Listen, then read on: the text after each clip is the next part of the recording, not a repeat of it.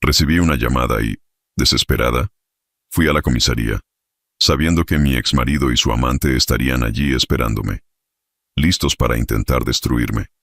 Mi nombre es Aitana, y fui la esposa perfecta de un matrimonio imperfecto durante demasiado tiempo. Durante años, soporté una relación que me consumía por dentro, interpretando el papel de la mujer fuerte mientras me deshacía en silencio. Estaba casada con Pablo, heredero de una empresa familiar en Madrid. Trabajaba allí desde joven, siempre rodeado de sus hermanos, tíos y la aprobación de su madre. Creció convencido de que pertenecía a una casta superior y actuaba como si fuera dueño del mundo, incluso de mí. Al principio era encantador, educado, carismático. Tenía esa actitud que confundía arrogancia con seguridad. Pero bastó que el matrimonio se consolidara para que la máscara cayera. Lo que vino después fueron días largos y fríos, llenos de desprecio. Pablo se encargaba de dejar claro, en casa y fuera de ella, que yo estaba por debajo de él. Sus palabras eran secas, filosas, como cuchillos ocultos en conversaciones cotidianas. Te haces la buena, pero yo sé que solo estás aquí por mi apellido. Mujer lista, ¿no? Encontraste una escalera y subiste. Esas frases se volvieron rutina. No importaba cuánto me esforzara, cuánto me entregara, nunca era suficiente. Humillaciones públicas y privadas, miradas heladas en el desayuno, acusaciones lanzadas como verdades absolutas. Yo guardaba silencio. Siempre. Porque todavía creía que él podía cambiar. Que quizá era el estrés, la presión del trabajo, la familia exigente. Siempre había una excusa lista para justificar lo que, en el fondo, era injustificable. Pablo me llamaba interesada delante de su propia madre. Está aquí esperando que el viejo estire la pata para meter mano en la herencia. Lo decía riéndose, como si fuera una broma. Pero yo sabía que era lo que realmente pensaba. Y lo peor es que quería que los demás también lo pensaran. Y lo lograron. Poco a poco, las miradas de los familiares pasaron de afectuosas a desconfiadas. El cario que existía en las primeras reuniones familiares fue dando lugar a una cortesía mecánica, casi forzada. Me fui volviendo invisible. Y aún así, seguía ahí. Yo era la que mandaba flores en el cumpleaños de la suegra, la que recordaba comprar los vinos preferidos del abuelo, la que se levantaba temprano para cuidar de la casa y, aunque no recibía salario, se involucraba en los asuntos de la empresa, organizando papeles, controlando planillas, sugiriendo estrategias que él ignoraba o, peor, presentaba como propias. En ese tiempo, yo aún creía que lo peor que podía pasar era el silencio de Pablo o el desprecio en la mirada de su madre. No imaginaba ni por un segundo que él estuviera dispuesto a destruirme por completo. Y por voluntad propia. Él tenía miedo, pero no miedo de mí. Miedo de lo que podría perder en un divorcio. Si me dejaba de la forma tradicional, corría el riesgo de tener que dividir parte del patrimonio, enfrentar un proceso, lidiar con una separación en la que yo tendría derechos. Y Pablo odiaba ceder. Fue entonces cuando eligió algo diferente. No quería solo deshacerse de mí. Quería hacerlo sin dejar rastros. Y para eso necesitaba más que desprecio, necesitaba un plan. Y entonces ella apareció. Maite. Amante de Pablo. Empleada recién contratada del área de marketing de la empresa, siempre sonriente, simpática, llena de elogios para su familia. Durante un tiempo pensé que era solo otra aduladora intentando ascender en la empresa. Hoy sé que era una pieza clave en lo que estaban tramando. Maite y Pablo formaron una dupla precisa, casi profesional. Mientras yo me vaciaba intentando salvar un matrimonio muerto, ellos planeaban cada detalle de una trampa sucia. Nada fue hecho con prisa. Querían precisión. Comenzaron manipulando documentos internos. Crearon registros falsos, planillas adulteradas con movimientos financieros que me vinculaban a desvío de dinero de la empresa. Insertaron mi nombre en autorizaciones que nunca firmé. Crearon copias digitales de correos falsos. Usaron mi contrasea, que él claro conocía para justificar accesos dudosos. La intención no era solo incriminarme. Era desmoralizarme. Querían transformar mi imagen ante su familia, esa misma familia que yo intenté agradar durante tantos años, en algo sucio, vergonzoso. Querían que dejara de ser vista como la esposa, dedicada, y me convirtiera en la mujer traidora, interesada, ladrona. Y como si no bastara la audacia del plan, todavía eligieron la ocasión perfecta para ejecutarlo: la cena de cumpleaños del abuelo de Pablo. Un evento tradicional, donde estarían presentes todos los familiares, hermanos, tíos, primos, suegra, amigos cercanos de la familia. Era el escenario ideal para causar el mayor daño posible, el tipo de golpe que no permite defensa, porque cuando la humillación es pública, la verdad tarda en ser escuchada. La cena estaba marcada para las 8 de la noche, uno de esos eventos que la familia de Pablo hacía con pompa cada año, con discursos largos sobre honor, legado y valores. Era el cumpleaños número 80 del abuelo el patriarca, el nombre detrás del imperio familiar. Yo fui. Claro que fui. Como siempre, vestida con elegancia discreta, arreglada con cuidado, llevando conmigo el regalo que yo misma había comprado y envuelto días antes. Entré en la casa de los suegros con una sonrisa ensayada, saludando caras conocidas, sin imaginar que esa noche lo cambiaría todo. La casa estaba llena. Tíos que venían de lejos, los hermanos de Pablo, los sobrinos ruidosos, las sonrisas falsas de los cuados. La suegra caminaba entre los invitados con una mirada de juicio constante. Siempre fui una presencia tolerada, nunca aceptada. Y ahí estaba Pablo, impecable en su saco oscuro, jugando con los sobrinos, riendo con los tíos, interpretando el papel del buen hijo, buen nieto, buen marido. El teatro que montaba en público era perfecto. Nadie sospechaba nada. Hasta ese momento. Cuando la cena ya había sido servida y los brindis en honor al abuelo terminaban con aplausos tibios, Pablo se levantó. Su voz cortó el ambiente con una calma ensayada. Antes de que termine la noche, tengo algo serio que compartir. La conversación cesó. Todas las miradas se volvieron hacia él. Dejé de respirar. Pablo sacó un sobre del bolsillo. Se lo entregó a su hermano mayor, que estaba a su derecha. Son pruebas de que Aitana ha estado desviando dinero de la empresa de nuestra familia. El silencio fue instantáneo. El hermano abrió los papeles y los pasó al siguiente. Uno a uno, los familiares miraban las supuestas pruebas, sin entender del todo, pero ya condenando con la mirada. Las miradas que antes me buscaban por cortesía, ahora se desviaban de mí. Y quienes me miraban, lo hacían con desprecio. Nadie me preguntó nada. Nadie pidió explicaciones. Ni siquiera la suegra, que siempre insistió en la importancia de mantener unida a la familia, dijo una sola palabra en mi defensa. Pablo continuó. Quería resolver esto en privado, pero no puedo ignorar lo que está ocurriendo con nuestro patrimonio. La palabra nuestro salió de su boca como veneno. Intenté hablar. Las palabras subieron hasta mi garganta, pero no salieron. Había algo peor que la indignación en esa sala, había certeza. Ellos ya habían decidido. Los tíos, antes afectuosos, me miraban como si fuera una extra. Sus hermanos susurraban entre sí, y cada frase se sentía como un golpe. Los niños, ajenos, seguían corriendo. Pero los adultos, me dejaron sola, en un espacio que, hasta minutos antes, era familiar. Pablo se mantuvo frío, no alzó la voz, no dramatizó. Sabía exactamente lo que hacía, y cómo parecer convincente. Se dio el lujo de cruzar los brazos mientras los papeles pasaban de mano en mano como una sentencia final. Pero no todos hablaron. Hubo una excepción.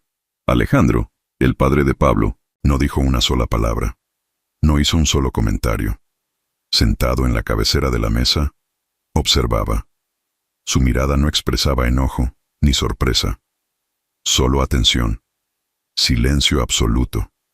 Como quien ve, escucha y guarda. En ese momento, aún no sabía lo que significaba su silencio, pero vi en sus ojos algo que nadie más allí tuvo duda. Aún así, él permaneció inmóvil, y yo me quedé ahí, con todas las miradas sobre mí, con las rodillas a punto de fallar, tragando las ganas de gritar. El mundo entero, resumido en esa mesa, estaba listo para condenarme. Volvimos juntos a casa después de la cena. El mismo coche, el mismo silencio. Pero era un silencio que no venía de una pelea común, era el sonido de una sentencia ejecutada. Pablo conducía como si nada hubiera pasado, como si acabara de presentar un informe, no de exponer públicamente a su propia esposa. No dije una palabra. Miraba por la ventana como quien intenta escapar con los ojos. El barrio pasaba despacio. La ciudad dormía, pero mi cabeza ardía. Nada tenía sentido. Aún no. Cuando llegamos a casa, él abrió la puerta con naturalidad. Arrojó las llaves sobre la consola, se quitó el saco, aflojó la corbata. Me quedé en el pasillo, inmóvil. Fue entonces cuando dijo, como si solo informara algo trivial puedes empezar a hacer tus maletas.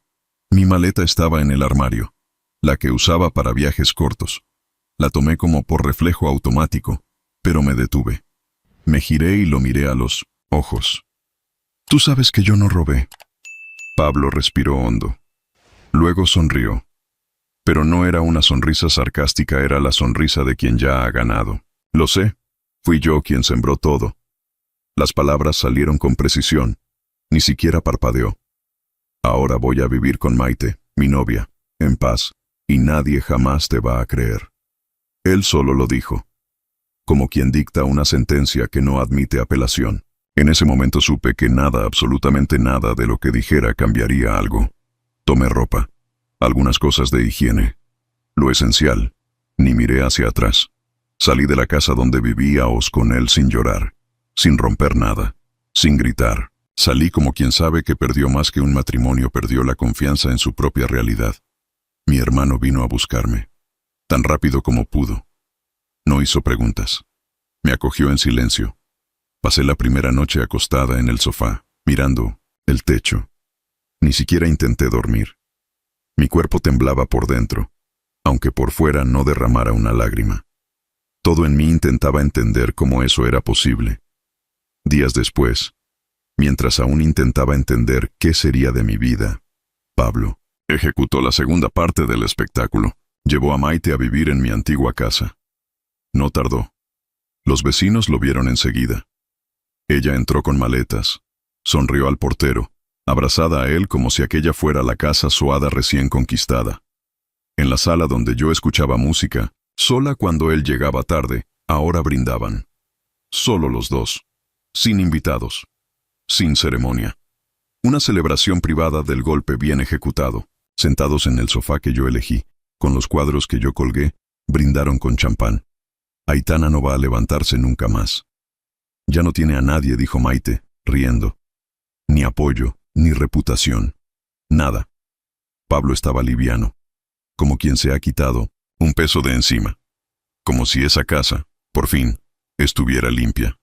Rieron, bailaron, se besaron, no por amor, sino por conquista.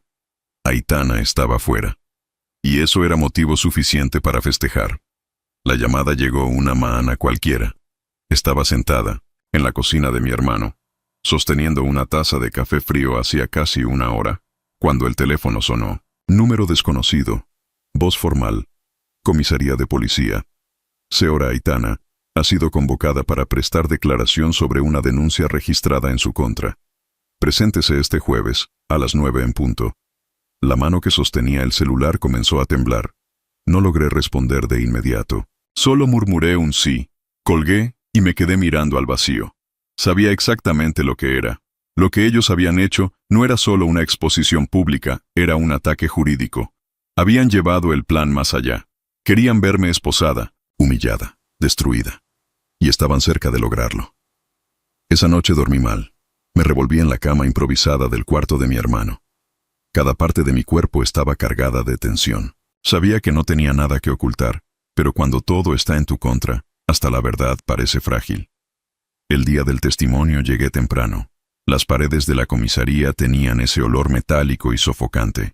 Gente entrando y saliendo, miradas apuradas. Nadie allí quería saber de historias, querían hechos, pruebas, respuestas cortas. Pero nada me preparó para lo que vi al entrar en la sala de espera. Ellos estaban allí. Pablo, con ese traje perfectamente ajustado, como si fuera a una reunión de negocios. Y Maite, con vestido claro, maquillaje impecable, postura altiva. Sentados lado a lado, tranquilos, como si hubieran ido a presenciar el cierre de una obra que ellos mismos escribieron. Cuando nuestras miradas se cruzaron, algo dentro de mí se contrajo. La mirada de ellos no tenía duda, no tenía culpa. Tenía triunfo. Era como si dijeran, hasta aquí. Todo salió según el plan. Maite sonrió. Discretamente, pero sonrió. Pablo solo me observaba con esa misma mirada vacía que yo conocía tan bien, una mirada de quien sabe que ha ganado, de quien está seguro de que nadie más cree en ti. Me senté lejos. Las paredes parecían más estrechas, el aire más denso. El corazón latía tan fuerte que podía escucharlo. Y aún así, mantuve la espalda recta. No dejaría que me vieran quebrada. No allí. No frente a ellos. Mientras esperaba ser llamada, repasé cada detalle. Las planillas falsas, las firmas adulteradas, las miradas desconfiadas de la familia. Todo volvía como una avalancha. Y yo allí, sentada como acusada. No sabía qué me esperaba tras esa puerta. No sabía si tendría espacio para explicarme, si mi palabra valdría algo. Al fin y al cabo, las pruebas estaban de su lado, y las sonrisas también. Por un instante, pensé en levantarme e irme, desaparecer, dejar que creyeran lo que quisieran. Pero no. Algo dentro de mí decía que, incluso con miedo, incluso estando sola, tenía que entrar en esa sala y contar mi verdad. Porque si no lo hacía ahora, tal vez nunca más podría hacerlo. La puerta de la sala de declaraciones estaba a punto de abrirse cuando algo cambió en el aire, y entonces él entró. Alejandro, el patriarca, el verdadero dueño de todo. De la empresa, del nombre, de la historia, y hasta ese momento, del silencio. Caminó por el vestíbulo de la comisaría sin decir una palabra, pero todos a su alrededor lo notaron. Era como si el ambiente cambiara, con su presencia. Sus pasos firmes, la postura erguida, los ojos atentos. No parecía sorprendido, parecía preparado, como quien ya sabe exactamente lo que va a encontrar. Se detuvo frente a Pablo. El hijo se levantó, confundido, intentando mantener la compostura, pero su expresión revelaba la ruptura. Alejandro no dejó espacio para preguntas. No solo traicionaste a tu esposa, me traicionaste a mí, a esta familia, y a la verdad. Las palabras fueron lanzadas con firmeza. No eran frases lanzadas al viento, eran acusaciones fundamentadas. Alejandro extendió una carpeta de documentos en manos del comisario que coordinaba la audiencia. En su interior estaban las piezas que lo cambiarían todo. Pruebas, reales, imposibles de refutar, mostraban claramente los registros adulterados, las hojas de cálculo manipuladas, las fechas incompatibles, las firmas sobrepuestas, y más que eso, la implicación directa de Maite, con capturas de pantalla, correos interceptados, rastros digitales, todo ahí, minuciosamente reunido. Alejandro había investigado solo, en silencio, sin avisar a nadie, ni siquiera a mí. Pasó semanas observando, recopilando datos, escuchando discretamente a empleados de la empresa. Su silencio en la cena no fue omisión, fue estrategia. Necesitaba ver hasta dónde llegaría Pablo. Y Pablo fue demasiado lejos. El impacto fue inmediato. Pablo palideció. La boca se abrió en un movimiento inútil. Maite intentó intervenir. Eso no es verdad, están confundiendo las cosas. Alejandro ni siquiera la miró. La interrumpió con una frase afilada: fuiste cómplice. Consciente. ¿Vas a responder por esto? Su voz no temblaba. Era la misma que usaba para dirigir una sala de reuniones, pero ahora la usaba para cortar vínculos. El comisario abrió los documentos y, al terminar de hojearlos, hizo una señal discreta. La postura del equipo policial cambió. La investigación, que hasta entonces recaía sobre mí, se volvió con fuerza contra los verdaderos culpables. Allí, frente a mí, Pablo y Maite fueron formalmente acusados por falsificación de pruebas, calumnia y fraude. Los cargos fueron leídos en voz alta, fríamente. Cada palabra sonaba como la justicia clavando los dientes. Pablo intentó argumentar, pero su voz ya no tenía autoridad. Papá, esto es un malentendido. Alejandro respondió sin alterar el tono: eres un error que me niego a encubrir. Por primera vez desde el comienzo de todo, la balanza empezó a moverse. No a mi favor, sino a favor de la verdad. Yo, que fui empujada al fondo del pozo, ahora veía un rayo de luz en la cima. Pero aún no era el final. Era apenas el momento en que la historia, por primera vez, dejaba de ser contada por quien mentía. Alejandro no me abandonó en la puerta de la comisaría. Me ofreció algo que nadie más me había ofrecido desde el inicio: apoyo. En los días siguientes, puso a mi disposición los mejores abogados que conocía.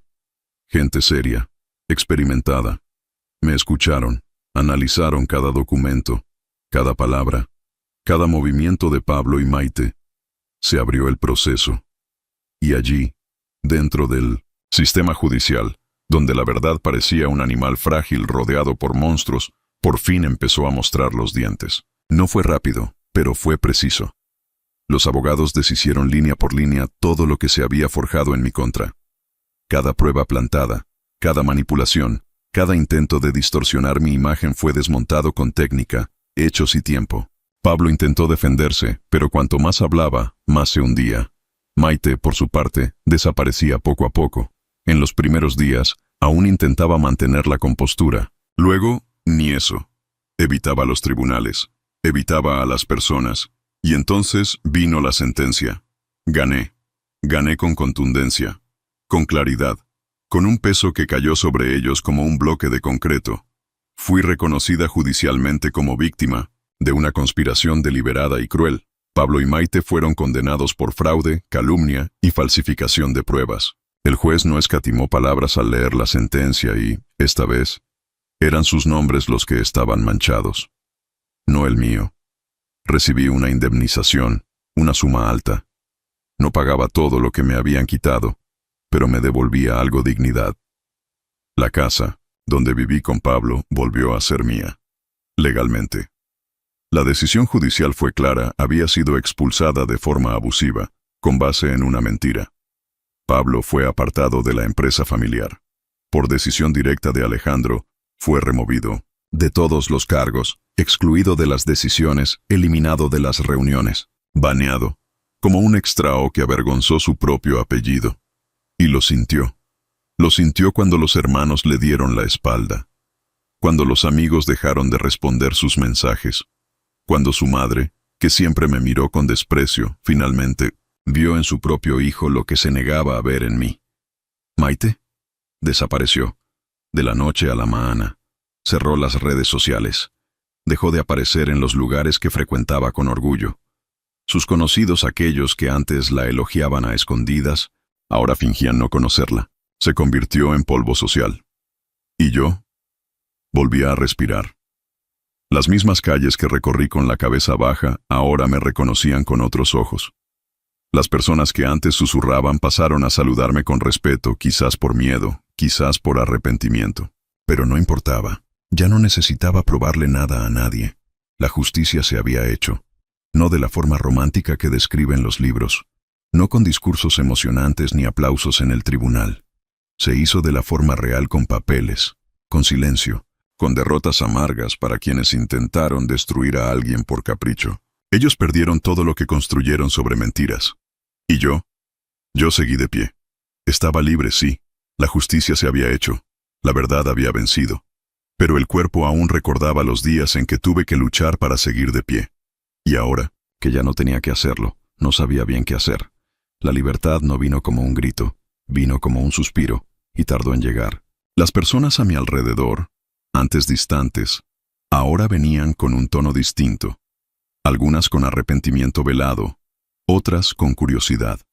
Yo escuchaba poco, respondía lo necesario. No era rencor, era cansancio.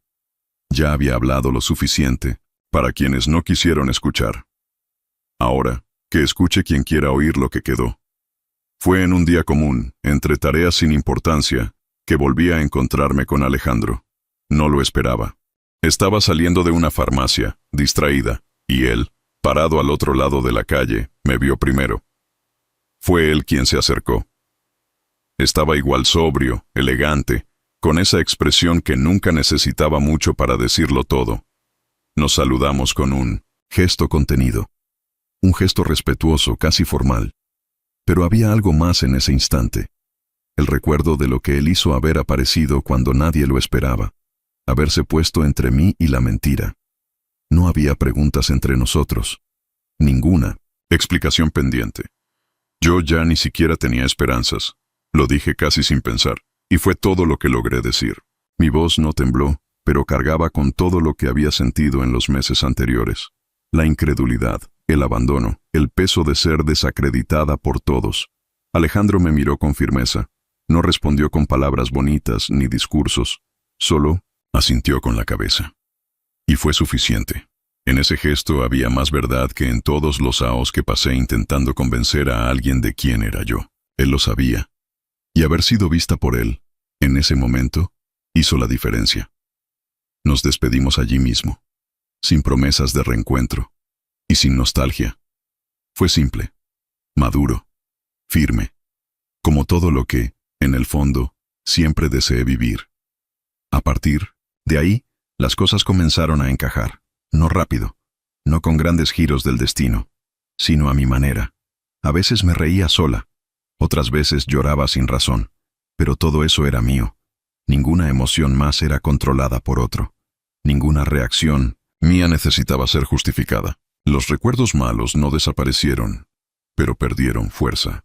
Pablo y Maite se convirtieron en solo esos recuerdos, partes de una historia que casi me destruyó, pero que, irónicamente, me devolvió a mí misma. Aitana tuvo su vida puesta patas arriba, pero la verdad salió a la luz, aunque tarde. Si esta historia te atrapó hasta aquí, compártela con alguien que necesite escucharla.